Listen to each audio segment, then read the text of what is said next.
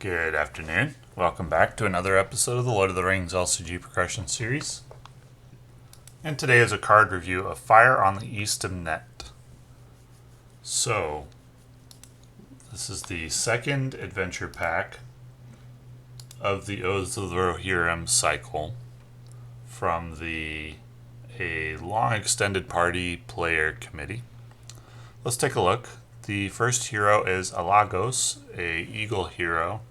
12 threat, 3/3/1/4 leadership hero. Cannot have restricted attachments, as is true of all eagles. And after an eagle ally enters a player's play area, add one resource to the pool of a hero that player controls.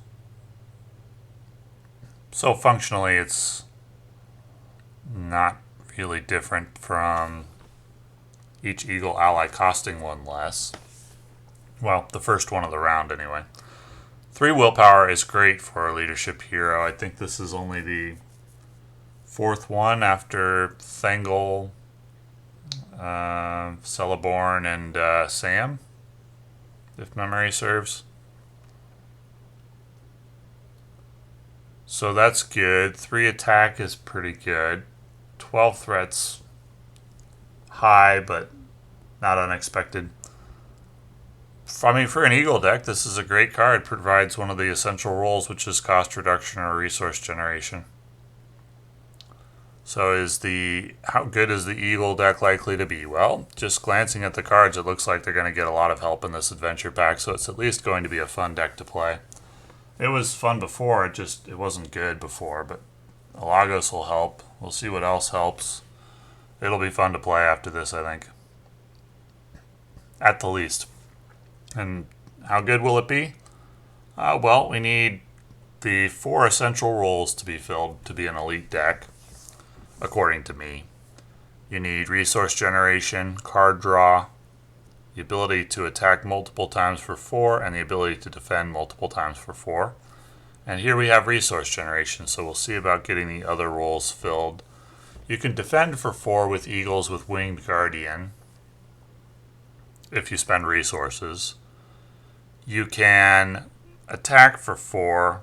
Well, you can attack for 3 with eagles, with the eagle ally, Vassal of the Windlord. But again, you have to spend resources. So right now it's not really ideal on any of the roles, which is why it's not played too much as a serious deck. But Alagos helps a lot, and we'll see what else we get in this adventure pack. The second hero is Falneth. 8 threat, 2/2/1/3, cannot have restricted attachments. Play an eagle ally from your hand. Then you may exhaust that ally to either commit it to the quest or deal 1 damage to an enemy in the staging area. It's a quest action. Well, this doesn't get us closer to being an elite deck.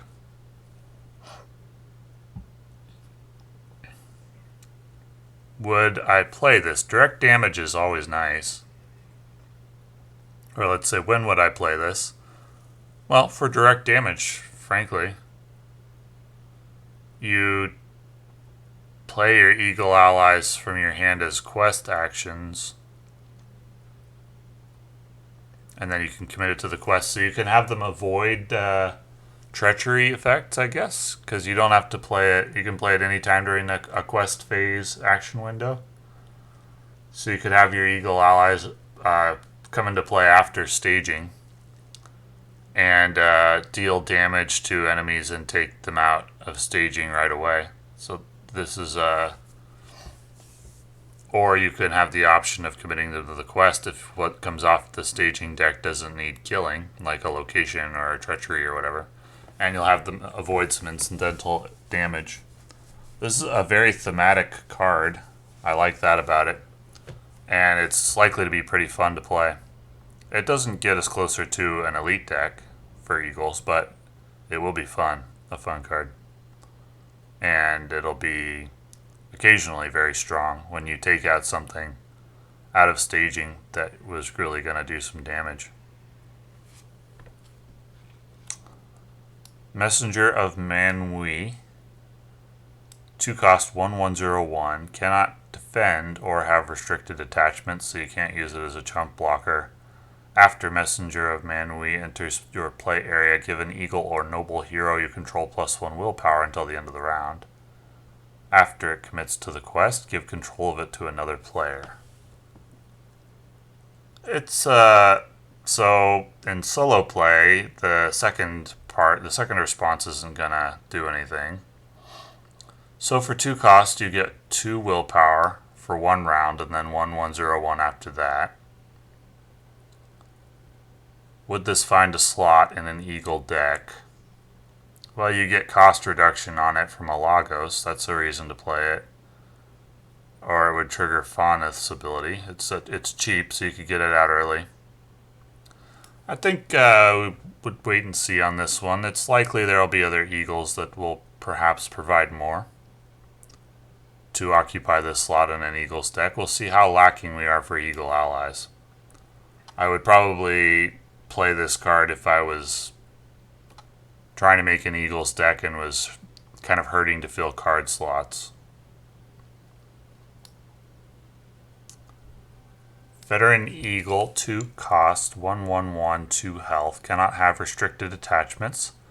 After Veteran Eagle enters your play area, each copy of Veteran Eagle you control gets +1/+1/+1 until the end of the round.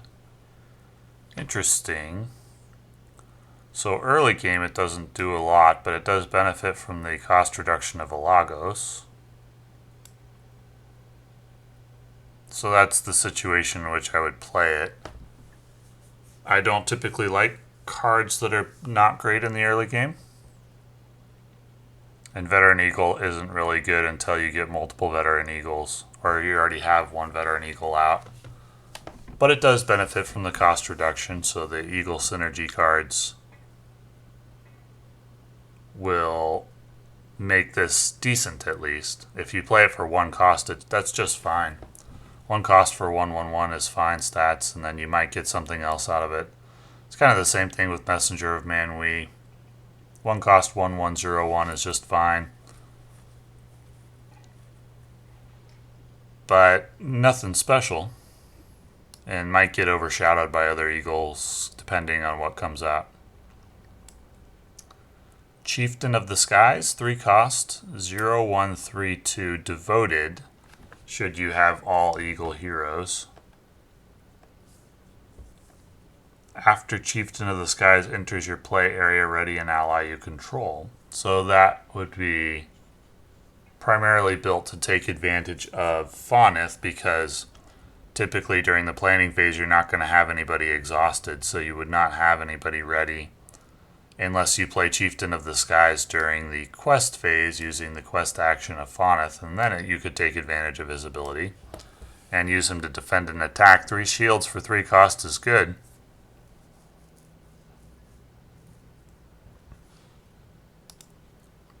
It's not quite elite, but it gets you part of the way there. A lot of the way there. So I see eagles kind of positioning as stronger than they were, but perhaps not quite an elite deck. When Rohan got help, that really helped Rohan and put them near elite, in my opinion. Eagles aren't getting quite that much help, but they are getting some very fun cards to play. Box of Earth. 1 cost, play only if you control a Noldor or Sylvan hero. Attached to a hero, exhaust Box of Earth to choose a location. Place 1 progress on that location and give it the Forest trait until the end of the round. Forest trait can help with some Noldor or Sylvan cards. So that's kind of an interesting synergistic card. It can make some questing progress every round. It's not quite as strong as Asphaloth, but still that's a very strong effect. This likely would find a spot, maybe 1 or 2 of, in a Noldor or Sylvan deck. I know it would help with the Forest synergy cards. Yeah, I like this card for that deck. This is a very helpful card. Makes that makes cards with that synergy, the Forest trait synergy, much more playable. So that's a good card for the Noldor or Sylvan deck.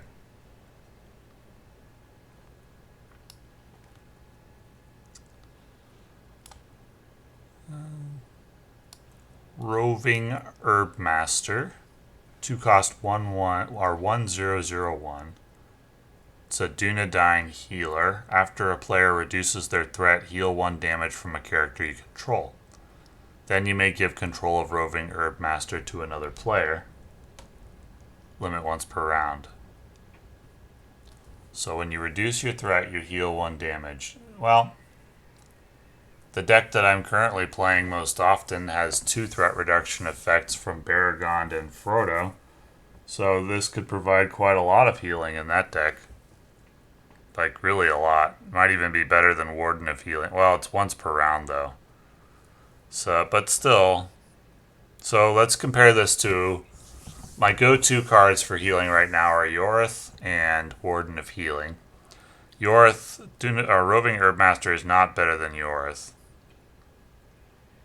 who can do 3 per round. And Warden of Healing can do 2 per round, 1 from each character, and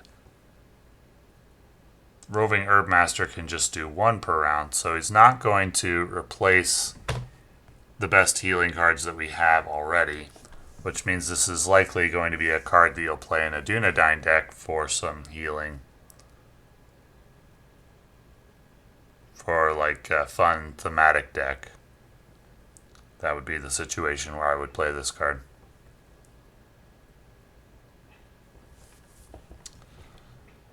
Grip. So these are Grip, Fang, and Wolf are from our Maggot's dogs, right? Grip. 2 cost, 1/1/1/1. Limit 1 per deck. Interesting. Cannot have attachments. Each enemy in play gets +1 engagement cost. After Grip enters play, search your deck for a creature ally and add it to your hand. Until the end of the phase, that ally does not require a resource match. Well, search your deck for a card is great. So, I mean, I would play Grip in a creature deck, no question. That's a very strong effect, being able to search for any of a certain type that you want. No question I would play Grip in a creature deck. It's unfortunate you can only play 1 of him. But, yeah, I would undoubtedly play him. Would I play him in a Hobbit deck? Like Grip, Fang, and Wolf? I mean, if you draw 1, you get the others, right? Search your deck. After Grip enters play, you could search your deck for Fang. After Fang enters play, you could search your deck for Wolf. So if you draw any one of them, you get all of them, if you want. And in a Hobbit deck, that would mean each enemy in play gets +3 engagement cost. That's great. But I think they're even better if you don't use them to draw each other and you just use them to draw other creatures. Like whatever creature you need in that situation, if you're playing a creatures deck. That's... And that ally won't need a resource match. All 3 of these are great cards, and they all have similar stats except for Wolf, whose 2 cost 1/2/0/1. But I think if you're playing 1, you're probably playing all 3, and that's fine. 1 of each, they're unique. You can use them to draw each other. These are great cards. I love the concept for a creature deck. I wouldn't just throw them in any old deck. The stats aren't quite strong enough for that, but definitely for a creature deck, I would use them, and for a Hobbit deck as well. There's good uses for them in those decks. Hidden Roosts. When an Eagle ally leaves play, that ally's controller reduces their threat by X. It's a 0-cost card, where X is the printed cost of the ally. If X is 2 or less, that player also draws a card. Well, the Eagle cards that did like something like this, like when an Eagle ally leaves play, earlier than this adventure pack were pretty terrible. Almost none of them were playable. This card is great in an Eagle deck. You could reduce threat by 5 if you played one of the high cost ones like Landroval. Bring a hero back, reduce threat by 5, that's phenomenal. And if it's a low cost one, you also draw a card. This is a phenomenal card. I would include it in every single Eagle deck. It's a needed card for Eagles, providing threat reduction. And it's very, very strong as far as threat reduction cards go. I like it a lot. Very strong card, Hidden Roosts. Breath of Arda. X cost, return X Eagle allies you own under any player's control to your hand, then put each of those allies into play under any player's control one at a time. Remove Breath of Arda from the game. So this is a way of transferring Eagle allies from player to player. It's too bad it doesn't say return them from your discard pile. That would be phenomenal. But no, return X Eagle allies you own to your hand. So you can bring back allies that you may have given to another player.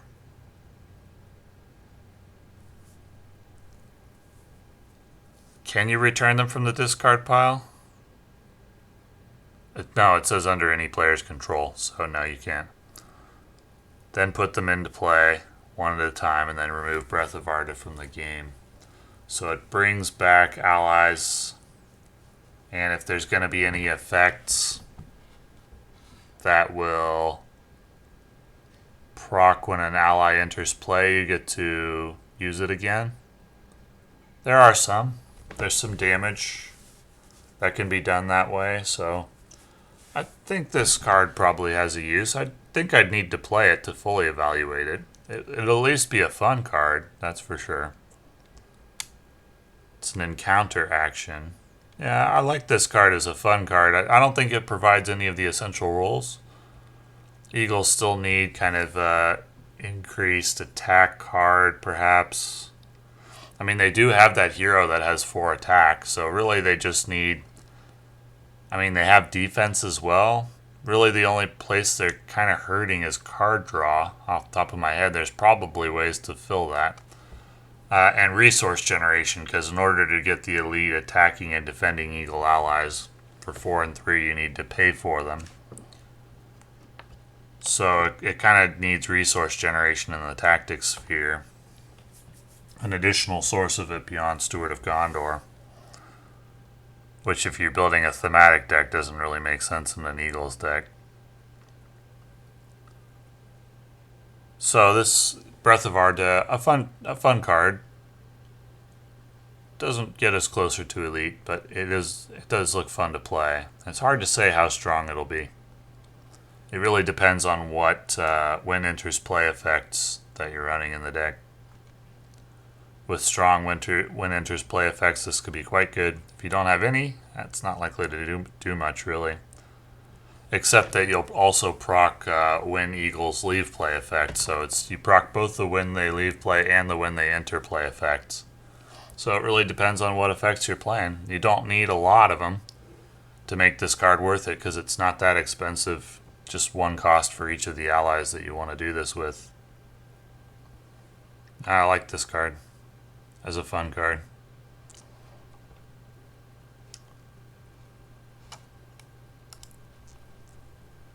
So we have for the neutral cards, Golden Crown, 1 cost attached to an Eagle hero. Attached hero gains the Noble trait. Exhaust Golden Crown to choose an Eagle ally you own under any player's control. Either discard that ally from play to add 1 resource to attached hero's pool, or give control of that ally to a different player. Well, giving control of allies to different players is definitely kind of a fun deck type of theme. It's not really that strong, but it's not meant to be. It's going to be a fun type of thing to do. You could also discard an ally for 1 resource. Don't like that too much in solo play. I don't think that effect is strong enough to kind of make you want to discard allies. But if you were playing Golden Crown as a fun effect for your multiplayer deck, clearly this second part of the effect doesn't do anything in solo. But if you were playing this for your multiplayer Eagles deck, this would give you another option should you need to discard an ally for some emergency when leaves play effect or something like that.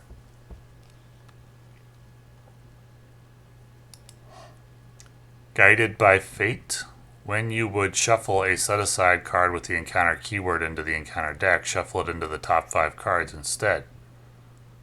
Oh, okay. If the encounter deck has 5 or more cards in it, exhaust Guided by Fate and raise your threat by 1 to shuffle the top card of the encounter discard pile into the top 5 cards. So this actually makes those cards that you stick into the encounter deck playable, and not just any Eagle ones, but any of them. This is a really good card. I like this card a lot. Because this, from a deck building design, this makes cards that were just flat out not good into something actually playable, possibly even good. I really, really like this card. In fact, this might be my favorite card of the whole adventure pack, Guided by Fate. Because it opens up possibilities for cards that were previously garbage. So really, really good design for this card. I like it a lot. Glad this card exists, and I look forward to using it in future, because it makes cards that were previously binder fodder into something playable, possibly even good. So that's a great card. So overall, this is definitely an Eagle-focused adventure pack, and contains cards that make Eagles a lot more playable and fun. And then Guided by Fate is just a phenomenal card, I think. I think it's very likely to be very, very strong, considering some of the encounter cards you can play with it, and you can reuse them, right? Yeah. Or there's going to be other uses for Guided by Fate as well. If you find a card that is really mild or does nothing from the encounter deck, you could put it back in the top 5 cards. That is a very, very strong card for an elite deck. So, thanks for watching.